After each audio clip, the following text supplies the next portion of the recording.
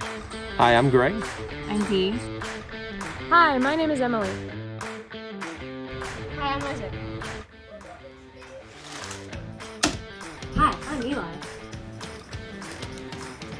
Hi, my name is Kate. Hi, my name's Mussy. We are SFRE, Swift Family Robeson Expedition. We left our traditional 9-to-5 jobs and way of being a family to hit the road full time. We are traveling throughout the country to show our children the beauty of every state. We are spending so much more time with them and just living a new way of life. I now work as a traveling nurse, and my husband stays home with the kids and does road schooling, which is a whole new experience.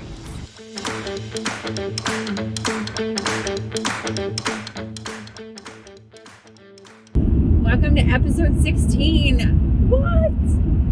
We feel very fortunate to have friends who live in different parts of the country that we can lean on and rely on. And this week we get to tour 2 cities that can be challenging to get around if you don't know someone who has been there. We were blessed to spend not 1, but 2 days with a friend of ours from St. Louis. Driving from our campsite in New Jersey to New York.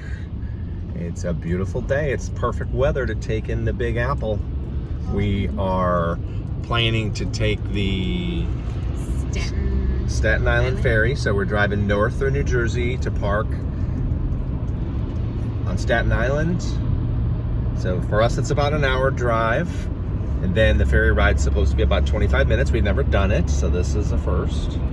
And then we're supposed to have some really beautiful views of the New York skyline and the Statue of Liberty. The really awesome thing about the Staten Island ferry is that it's free. There's several other ferries in the area. Like I called one this morning and it was $45 per adult and kids are free. So we basically saved $100. We would have driven less time. It was only a 25-minute drive, but there's lots of options. So we picked the one that suits our family best, and we'll check back in just a little bit when we get to the ferry. You guys excited to see New York? Yeah! Big Apple, come So we goofed. We made a critical error. We punched in the GPS coordinates for the parking spot where the Staten Island ferry dumps off, and drove straight to Manhattan rather than driving to the parking lot on Staten Island. So that's where we intended to drive, to the parking lot on Staten Island. So we've got a great app for you that merges with maps. It's called Spot Hero. To find a parking spot in big cities, you can prepay, so you don't have to worry about it. But we paid $55 for a spot in Manhattan on the wrong side. So we intended to ride the Staten Island ferry to see the Statue of Liberty for free on that boat with a pretty ride on a pretty day. But we goofed and put in the wrong address. We put in the arrival address where the ferry dumps off in Manhattan. So here we are in New York meeting a friend.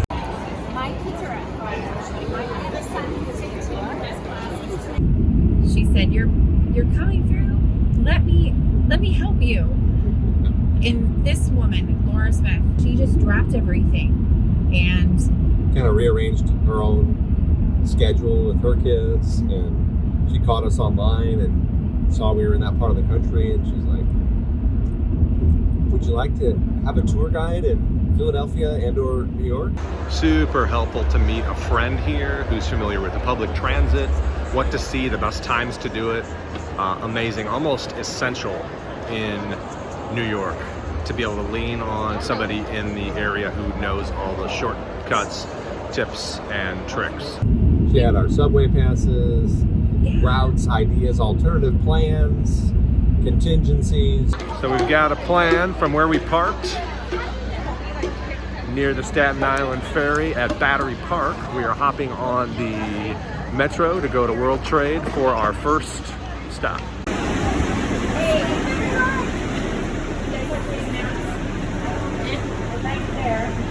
You guys just came in over this way, and now We're heading up to the World Trade Center.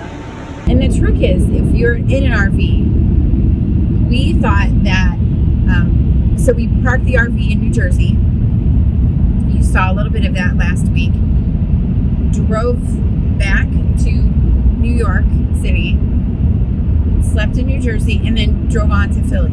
So that was a great way to not take the rig too close to the city, and it was just great. It was a good plan.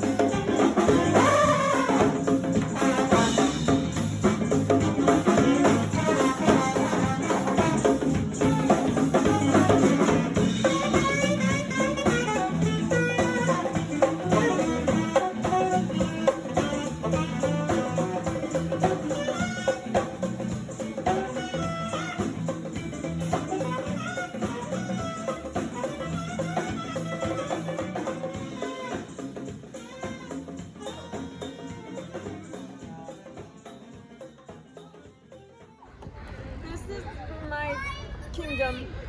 Your kingdom? This is my kingdom, and these are my subjects, and I am the ruler of this place.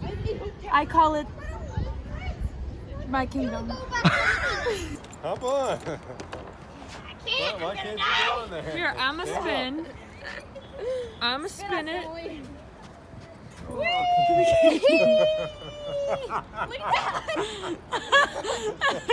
That was fun, Dad. Don't hit your face. Watch out! Watch out! Dad, you dizzy? Sit up. Ah. I'll get on there. Why is the world sideways? Dad, are you okay? That's it. Dad, are you okay? Give me a minute. Yeah. I'm gonna walk there. Made it to Central Park. We are walking through Inventor's Gate. So this is Morse. I bet you can tell me what he did. Invented Morse code. I think the part that impacted me the most was the memorial. We're at the site of the 9/11 memorial, and it's like hallowed ground. the artist who designed this, brilliant. As you can see, there's a waterfall in the middle, just going down into nowhere, and all the scenery here is about remembering those who are lost. And we're right next door to Liberty Tower. It's one thing to hear about it, see about it, you know, like you read about it online or see pictures, but when you're here, there's a different sense. You just look at the faces of the people around us, and it really does show America's greatness, the way we rebound and never forget. So this is a must.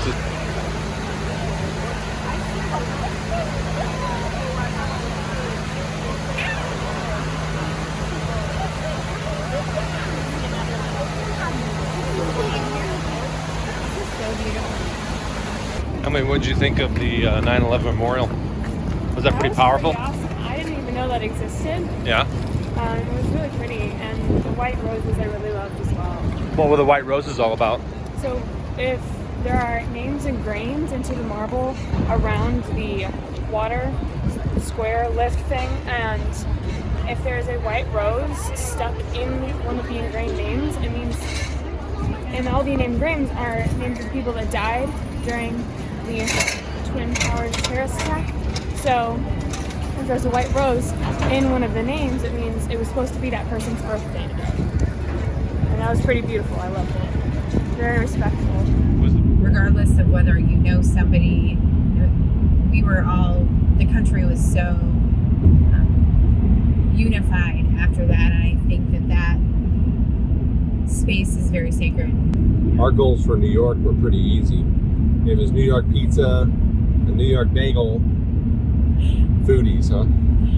And the Empire State, and the Memorial Site, Statue of Liberty. And Statue of Liberty. We always look at what we want to get done. What are our must-dos? How much time is that going to take? How much time do we have? And then how much energy will the extras zap from the youngers? Like based on our age profiles. And that's why we didn't do the museum. We had certain age kids where we thought about how long is the museum, how much does it cost, how much time will we have left to do things that are on our bus list, and how will that affect the mood. That's pretty much how we decide.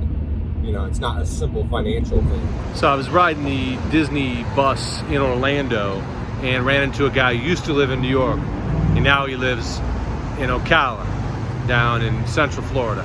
And I said, how you like it? He's like, man, I love the warm weather and being away from the traffic and the crowd, but New York had its place. I said, what's your favorite part? He said, Little Vincent's Pizza. You make it to New York, you got to eat there. So here we are. We're going to check this out.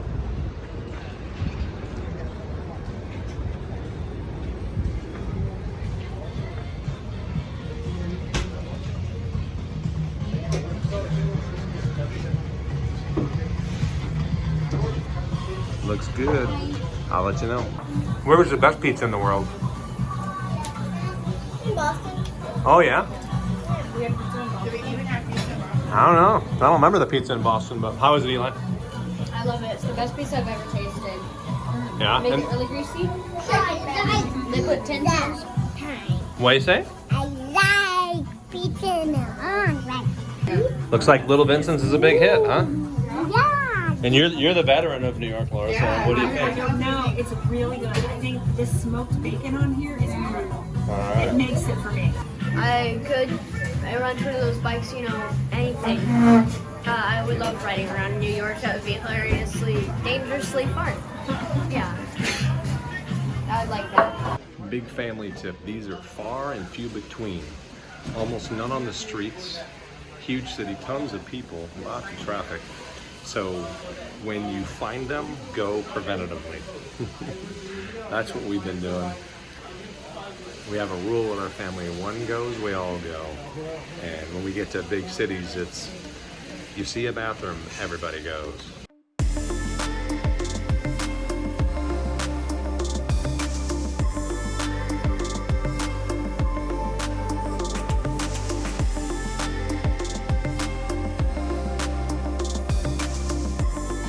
Near the memorial in the mall is this awesome little chocolate coffee bar called Nunu, and I want you to hear this story from the owner. Like, why in the world would his chocolate line be named Nunu. So he owns the shop in a super high traffic area in the mall here in New York. Listen to this. This is Nunu Chocolates. My wife is half Danish, half South African. And what's your name? My name is Andy. All right, Andy. And my wife's nickname growing up was Nunu. So we make our chocolates here in Brooklyn. And where are we at here so people can find it? Where are we? Oh, right here is with the World Trade Center in Manhattan. All right. So that's your wife's nickname? Yes. All right. That's awesome. And so that's why all the stuff's named Nunu. Yep. It's wild though that everyone, like a lot of people seem to connect to that name itself. It's not just, you know, my wife's background, but a lot of people are like, oh, my aunt is nicknamed that, or, you know. And are you only here or are you all over? We sell. This is our only retail location, right. And then we sell the wholesale and, you know, and a lot of online. And you got a website? Yeah. It's nunuchocolates.com. Awesome. Thank you for sharing. Super yummy chocolates and lattes, coffee, the European style, and we're gonna try some key lime pie caramel with our salad, of course. And the verdict is, did you try one yet? Yeah, How was it? pretty good. Yeah? I liked it. What's different about it than most chocolate? Definitely the key lime flavor. I loved it because it made it a lot different. And tangy. I love the tang and the sweetness all mixed together. Especially, I think there's graham cracker crumbs in there, and that really added on something as well. I love that. That's yummy. So we thought we'd be able to hop on the Staten Island ferry, ride it from Manhattan to Staten Island, get a free view of the Statue of Liberty, hop right back on, because they run every 30 minutes outside of rush hour. During rush hour, 3 hours in the morning and 3 hours in the evening, they're every 15 minutes. But non-rush hour, it's every 30. So we thought we'd be able to get off on Staten Island and run and board and get back on, but unless you are lightning quick, you can't pull it off. So we had to wait. That meant ice cream in the boarding area. That's what that meant.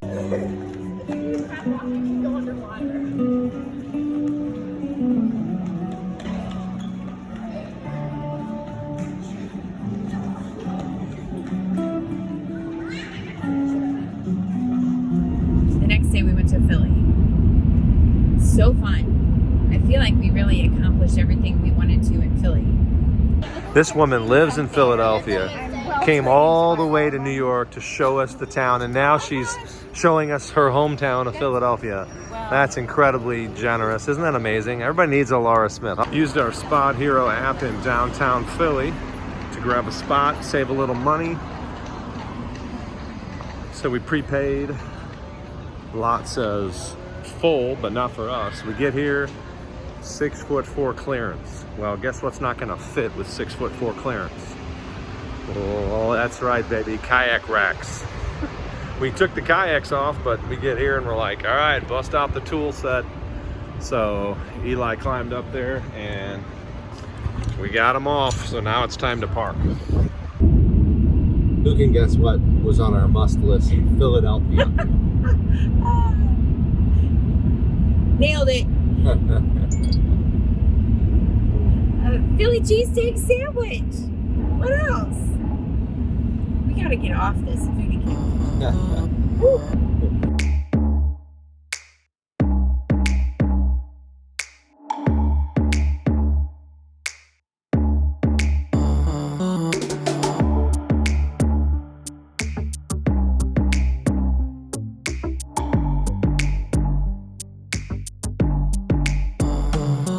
So one of the coolest things that happened while we were in Philly is we had Laura, our friend, got online. She knew to get online to get reservations at the museum. Things do. This is the number one thing, huh? And you scored us 4 tickets. How did you pull that off? What'd you do exactly? So there's this. What happens is they give away. You can reserve tickets online, and what happens though is people don't come to pick their tickets up. Right. So most people don't know that. If you say, I'm going to wait until the last minute until Right. that person can pick up the ticket, and they don't pick it up, Uh-huh. there you go. So you tried to book online. It was all sold out. for Independence Hall, and then you knew to go check at the visitor center to see if people had no-showed, and then you scored 4 no-shows. Okay, tip for you. There you go. One here is going to share your fate. Okay? Great men are not born, they're made, Elijah, and this is your moment. Okay? When I say go, you have to safely lead everybody into that room, okay? Through the door to the right. This room right here. Got it? All right, I say go yet. Good? All right. Get ready. Scoot forward, I can't get it. Come on, come on. No, you gotta lead the way. Lead the way. Go. All right. Good job, Elijah. Come on.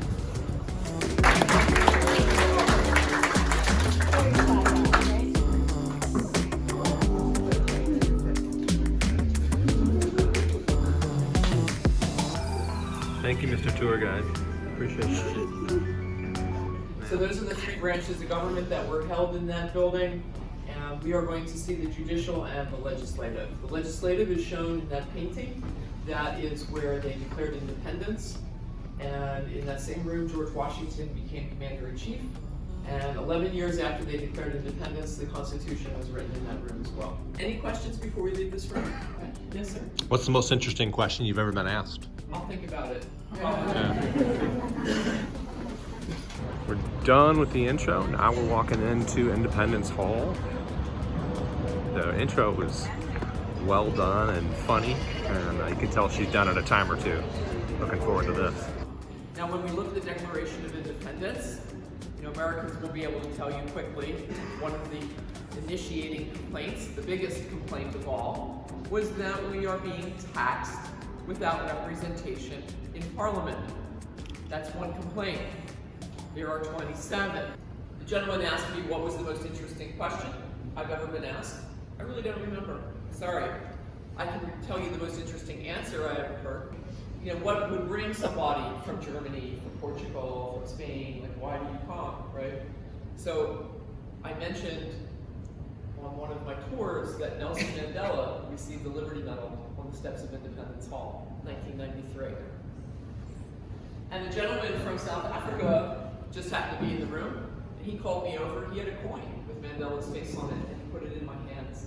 And he said, "The winds of freedom blew all the way from your country to mine. That's why I'm here today." By far, the most powerful thing I've ever heard spoken in this room. In this room, they declared independence on July 2nd, 1776. George Washington became commander-in-chief in this room. They adopted the Declaration of Independence in this room. They signed the Declaration of Independence where? On the bottom. Sorry. What'd you guys think of the tour? That was funny. Yeah? What'd you enjoy about it? Why should somebody take the time to do it? That's the big key, because you don't have to pay. So why should somebody take the time to do it when they're here in Philadelphia? Because it's just great to learn. I love learning about all the history stuff. Yeah. So does our friend Noah, so I really like taking pictures and then showing him. You like showing it to your friends who dig the same stuff? Yeah, this is why I've been taking your phone all the time. Because I take a Where the picture. Declaration of Independence was signed. So it's like, it's partially experiencing the freedom that you are privileged to experience today. Yeah, awesome. Let's go see the, you guys want to go see the one that was signed on July 2nd? Let's go see it. The coolest thing we did was, well, I think, when we were in Boston and everything was Paul Revere everywhere. He was like a true Renaissance guy. Well, you go to Philly and it's Ben Franklin. You've got the first post office, his printing shop. You get to tour. And this was the coolest thing. It was free.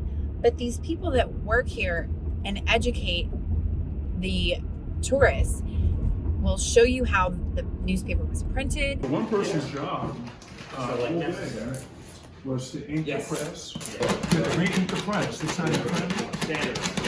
So could you imagine doing this for 10 hours a day? Probably going to get working out. Building the edge of this paper. Oh, wow. What do you think this is made from? Cotton. Yeah, it's cotton. 100%. Well, you mentioned the cotton gin. Cotton became more affordable. So we're using cotton is more affordable. Linen's too expensive. It was really fall from the past. our dollar bills are printed off of cotton paper. Cotton ball. Jefferson once wrote to John Adams that I cannot live without books. About early to bed, early to rise, makes a man healthy, wealthy, and wise. So get up early, take advantage of the day. That's so cool. Infrastructure that we're looking at is where his house used to be. Yes. Oh, I see. Oh, it's big. Do you see how big the house is? Oh my gosh, that's huge. So it burnt down? I believe it did.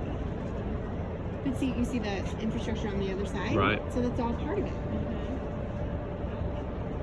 Should we talk about the Liberty Bell? The museum where the Liberty Bell is located is free. And the state park system runs the museum. So they're staffing it and guarding the Liberty Bell.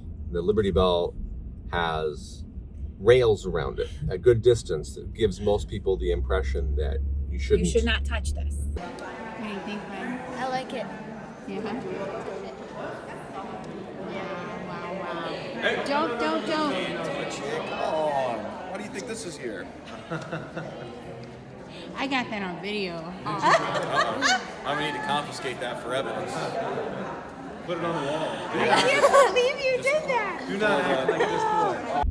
He thinks, he won't touch it, so he'll grab A piece of wood a stick off the ground and touch it with the stick. And touch it with the stick, so that he can give the stick, which touched the Liberty Bell, to a friend of his named Noah. I couldn't even be mad. He was like, Noah's gonna love this. Liberty Bell. That spells Liberty Bell. The bell cracked. It's cracked. It's put inside and it's cracked. This is the repair. They drilled out the crack. So this is how you would still fix a bell today. The problem is with this. One, we know from metallurgical analysis is done in like the 70s that the metal mixture wasn't, quite as fluid, as solid as it should be. They did it in 2 pours rather than 1 solid pour. But also, this was a pretty drastic repair attempt. So, the crack would have been a hairline crack, but this is quite a bit for this size of the bell. So, I mean, it's really a factor of it just being too extensive rather than technology. What I love is that each city has their own vibe. And that is one of these things that is so cool to pick up on. Even though we just touch down on these cities, it's really great to get to know people from that city, what they like, what the feel is, what's important to those Philadelphians or New Yorkers.